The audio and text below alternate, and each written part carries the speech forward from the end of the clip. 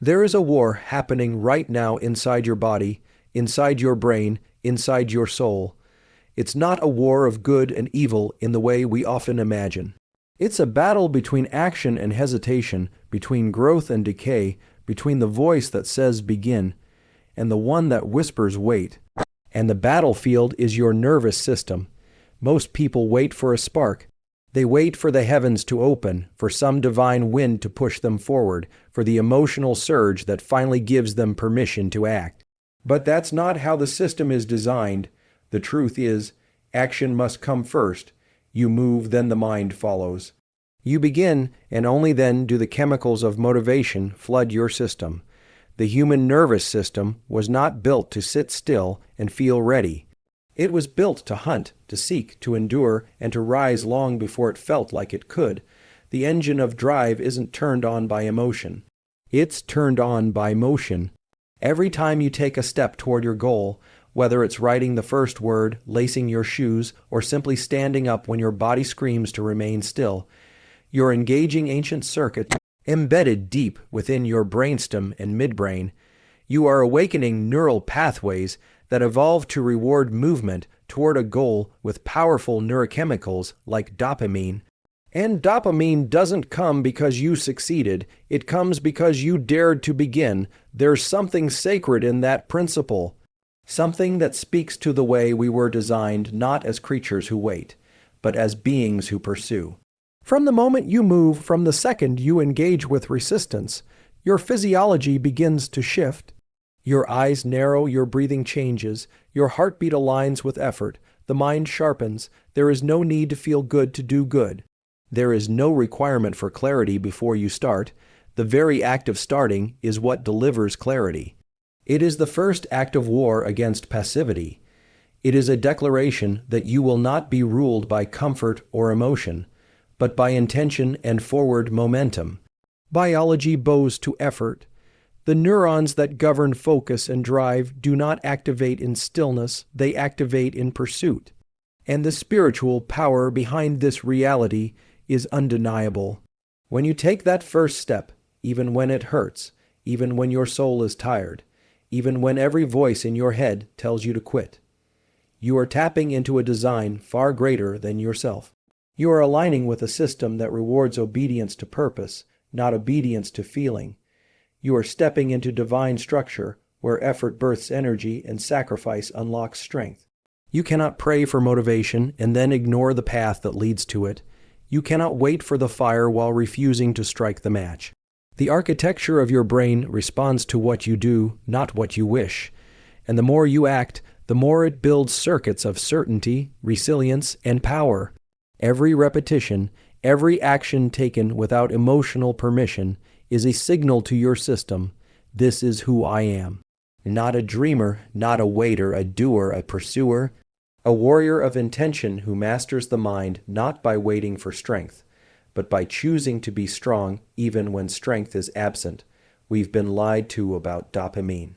They told us it's the chemical of pleasure, the molecule of reward, the brain's version of a party.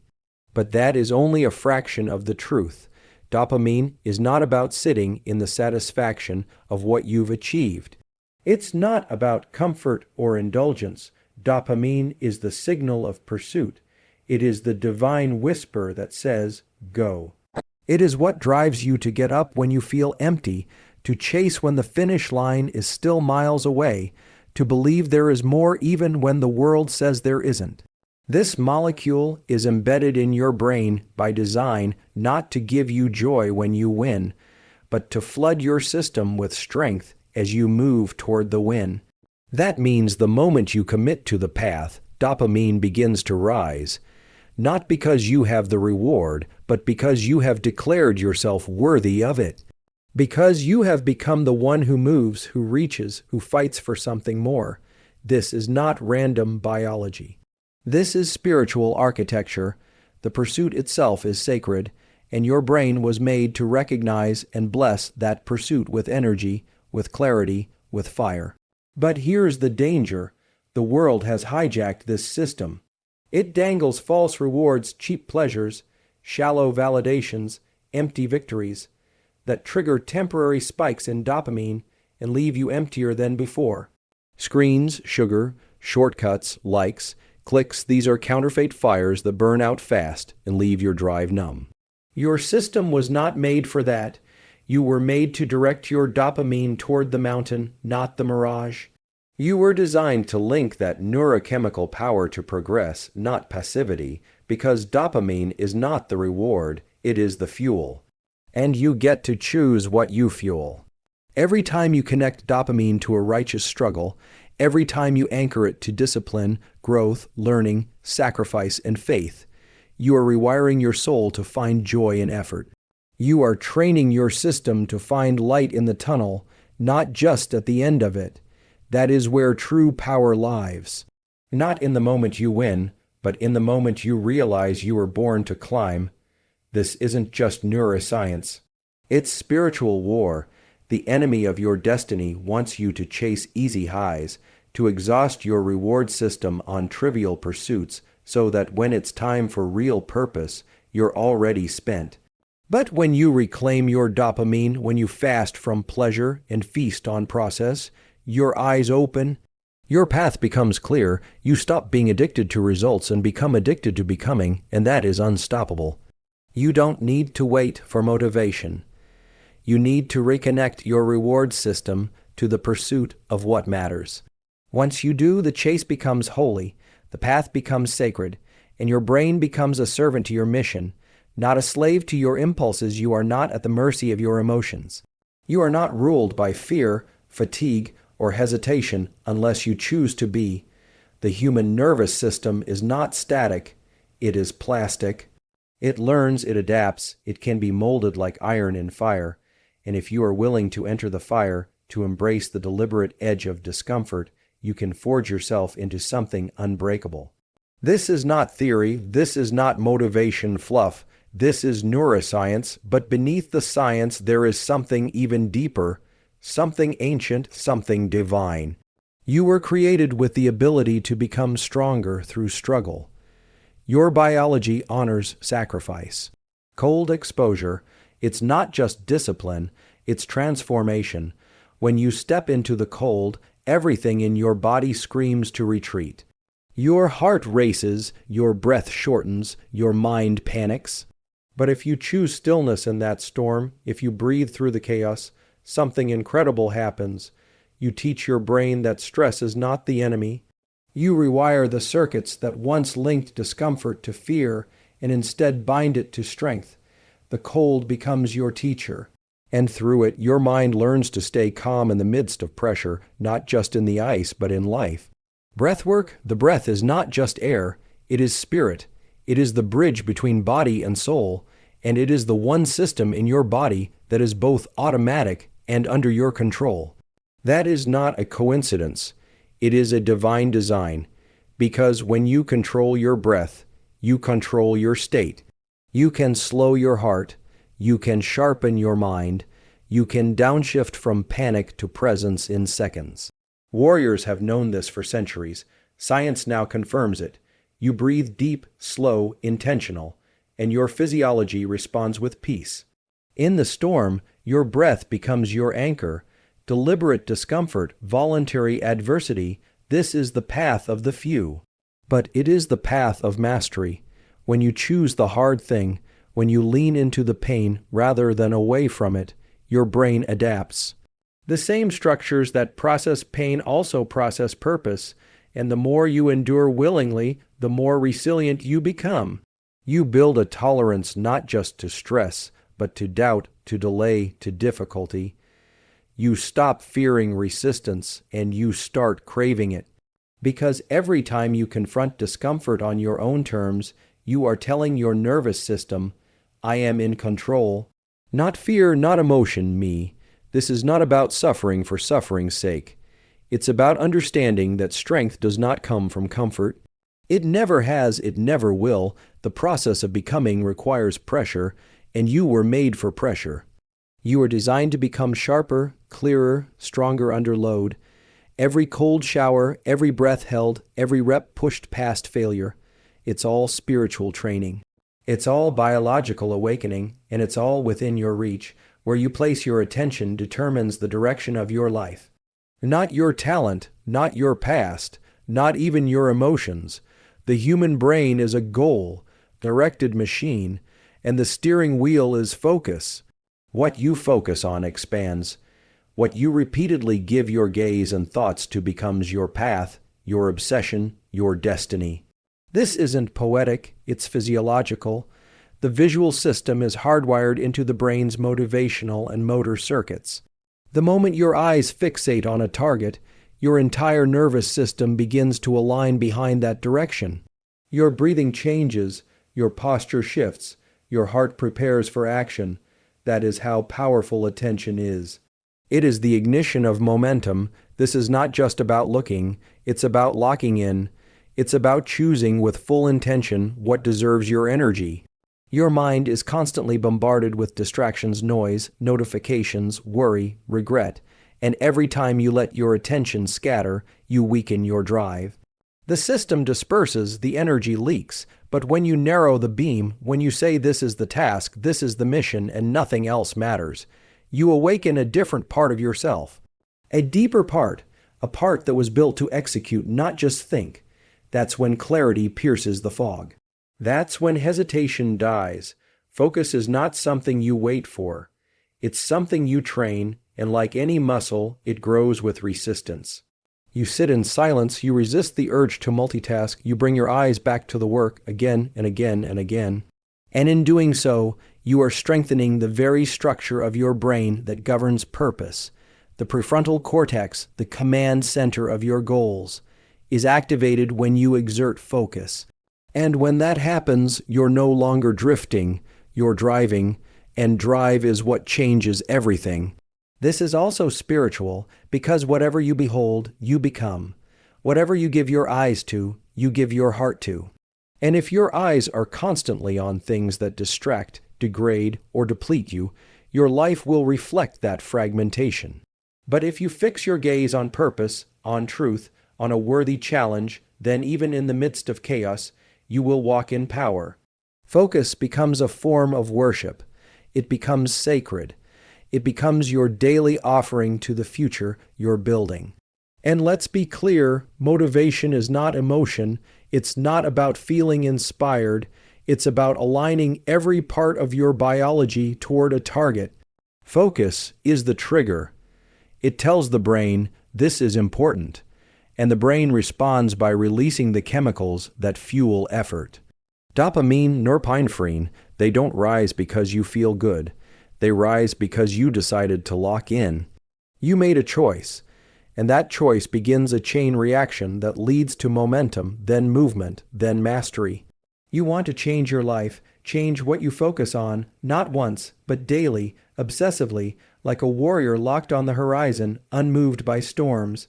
Because what you refuse to look away from becomes the fire that refuses to leave you. You cannot separate your motivation from your biology.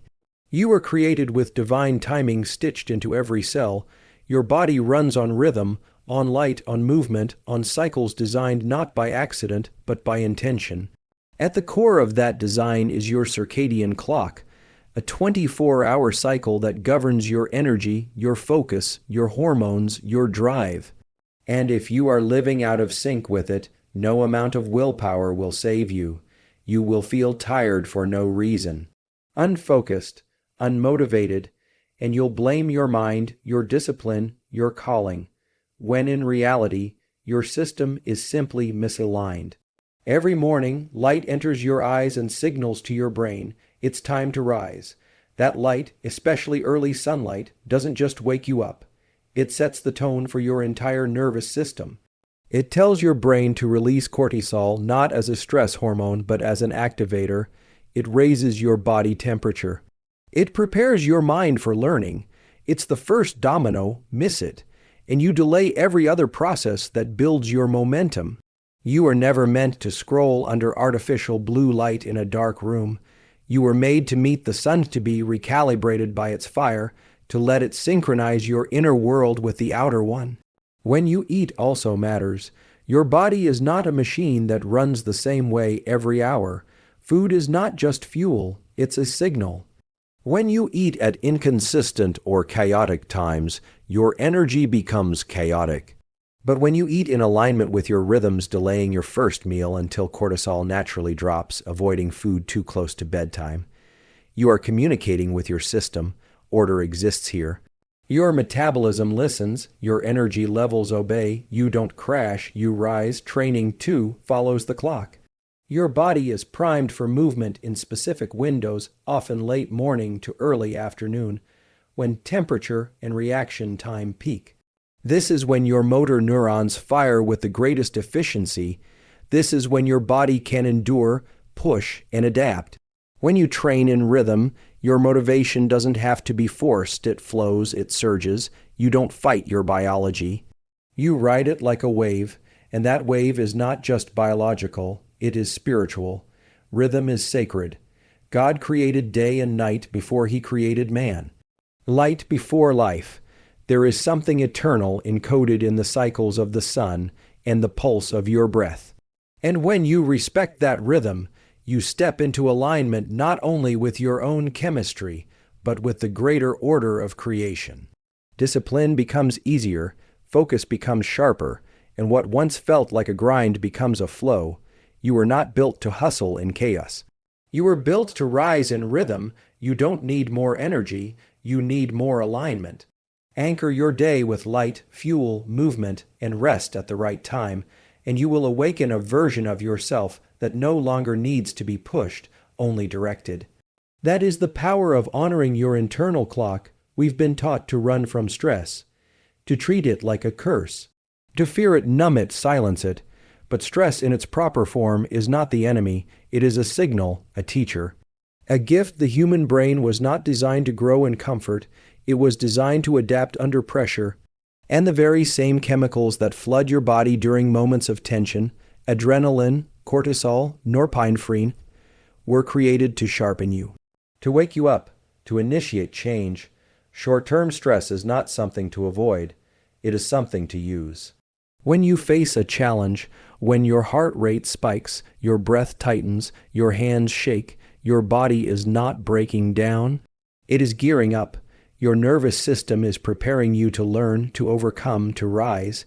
In that window of stress, your brain becomes more plastic, more capable of rewiring. That's not poetic metaphor, that's neurobiology.